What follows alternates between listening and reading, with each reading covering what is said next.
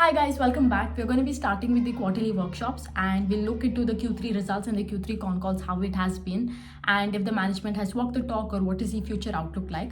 So we're going to be of course covering a lot of companies, but today we're going to be starting with Sky Gold. So let us take a few minutes to understand how what the business model is, and later we'll go forward into like what the management has told in the con call.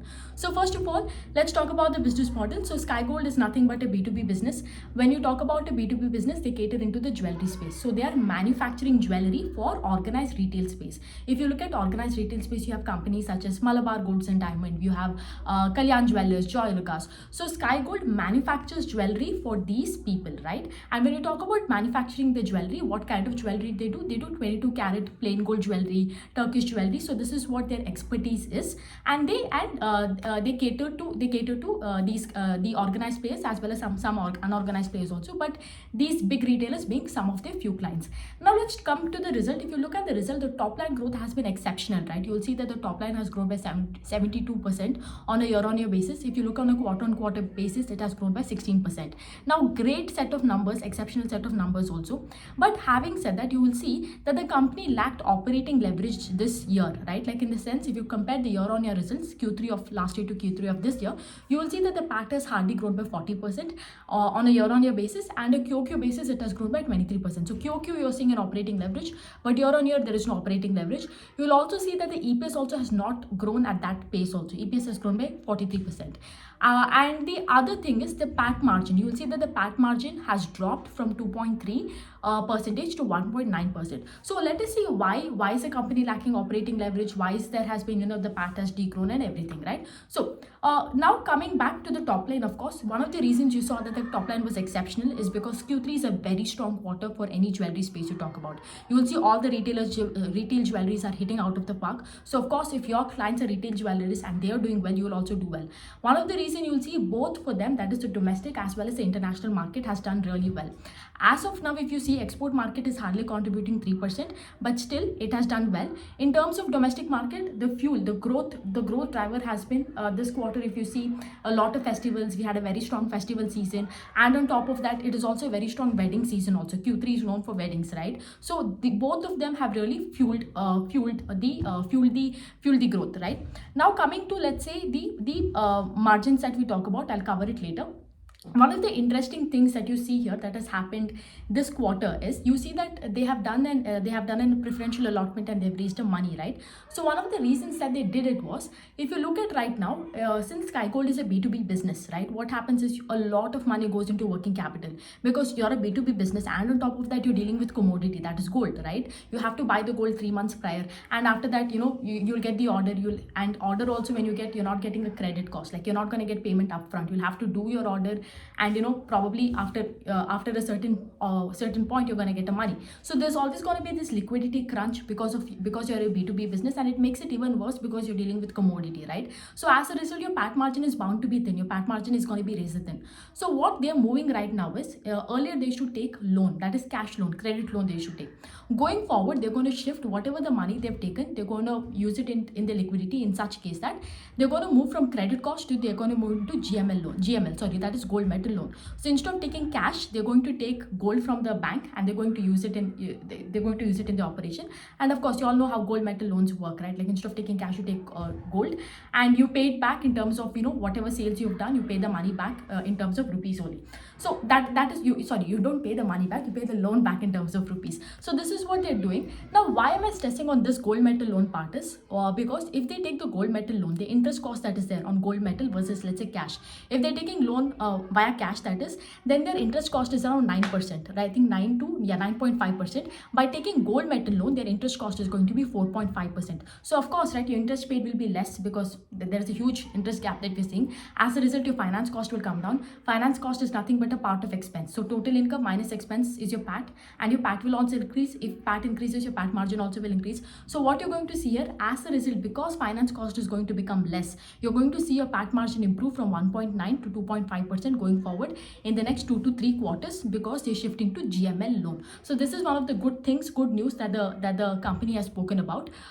Yeah, so that is a great thing. Now let's come to the capex part of it, right? When you talk about the capex part, we saw that Sky Gold had already, they were putting up this huge manufacturing facility of 81,000 square feet, which has a capacity to manufacture 750 to 800 kgs of gold per month. We've seen this a lot of times in their investor presentation also, and they finally moved into that new facility.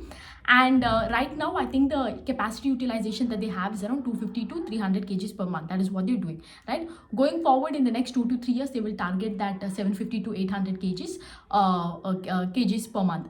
Now, one thing here is they're not going to do any additional capex, which is understood because they still have so much utilization left in the current plant only. And whatever capex that they do, it will be in the range of 50 lakhs to 1 crore, which is nothing more or less of a maintenance capex. That is it. Nothing more additional to that.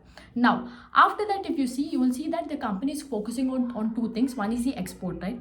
They're focusing more on the export. They want to take the export portion of the book to 30%, 10 times of what it is in the next 3 years. Because right now, like I told, export is hardly 3%. So they want to move from 3% to 30%. And when they do export, it is going to be a mix of both corporate as well as distribution. When you talk about corporate, it is going to be big retailers, and distribution is going to be probably like small, unorganized space where you give it to someone and then they go to give it to somebody else. One of the reasons they want to do is because they don't have a lot of tie-ups in the international space. So, they want to take it slowly and see how it goes. So it is going to be a mix of 50-50 both.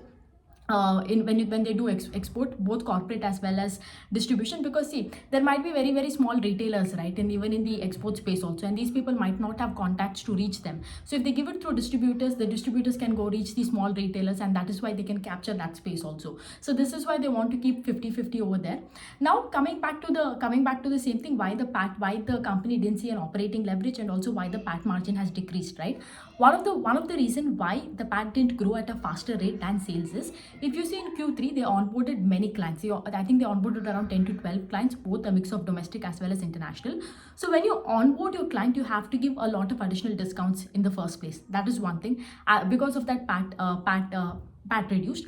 The other thing, I wouldn't say PAT reduced, but PAT didn't grow at that faster rate. That is the right word. It would be wrong to use the word PAT reduced, right? Because PAT has increased by 40% on a year-on-year basis.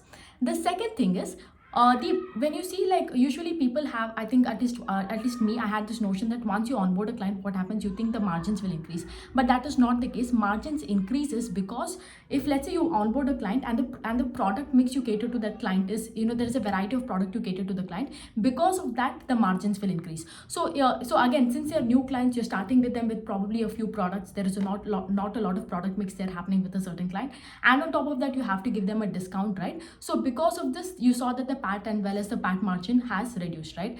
And so that's that on the update part of it. And the other thing they've told, like Tanishka, there is no update, they have not been onboarded yet. I think that was one of the big news, but at least they confirmed nothing is happening with Tanishka as of now. Now coming to the part, like what they have is, they have a plant that they can do 750 to 800 kgs per month, but right now they're doing only 250 to 300 kgs per month. Probably in the next year, that is in FY25, they're targeting around in Q1 FY25 they will start with 350 kgs per month, and they will take it up to 400 to 500 kg in the next year. And after that, probably in the third year or something, after 2 to 3 years, it will be up to 700 kgs per month. And the company is very sure about even reaching that 5,000 crore in the next 3 years. They haven't even altered their target or altered their guidance in any way. I'll just give you a small calculation of why, what is happening here, and why am I stressing on that GML part, because I told you, right, unka wo jo kya bolte because you're moving into GML part, gold metal loan, the interest cost will come from 9 to 4.5, and because of that the PAT margin will improve from 1.9 to 2%. So if you look at this, and also if you look at this, the entire FY23 ka revenue was around 1,154 crores to 1,153 crores, okay?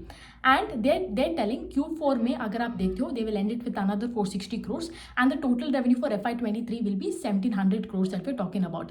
You might also have one question, like, how can they do 460 crores revenue in Q4? I mean, Q3 only they have done 460 crore revenues, and we all know Q3 is the best quarter for jewelry space, so how can Q4 be better than Q3? Like I told you, they've onboarded many clients in Q3, which will be reflected in Q4, and they're very very confident about doing 460 crores and ending the year with 1700 crores. So if you take, you will see a revenue growth on a year-on-year basis up to around 40%, right? You will see a year-on-year revenue growth of 47% with Sky Gold if they continue to do 1700 crores and close the year in Q4 with 460 crores of revenue. The second thing is, if I take even right now, if I see that in spite of taking the GML, their PAT margin won't increase, and if I take the current this quarter ka PAT margin 1.9 PAT margin is constant, right?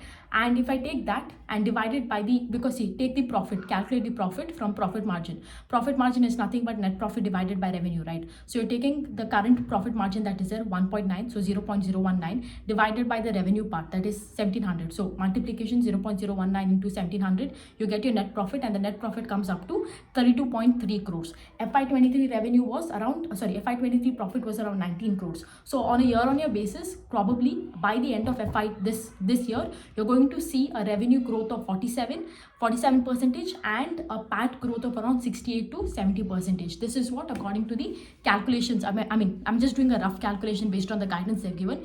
You will see at least in Q4 they're going to have operating leverage, and that should be reflected upon. So this is one good thing. The whatever lack of operating leverage you're going to see is probably just 1 quarter off because of the onboarding of new clients, nothing much. And of course, going forward into GML loan, gold metal loan, you will see that the PAT margin going up to even 2.5%.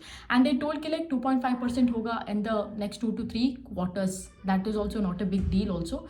So overall, great set of numbers. I have nothing to complain. Only thing we have to keep an eye on is, that they continue to do that 1700 crores in revenue in the next quarter, so that we can see, so at least what calculation we've done, it comes across. So yeah, that's it about Sky Gold. Great set of numbers, and let's watch out for Q4 and see if they can walk the talk. Bye.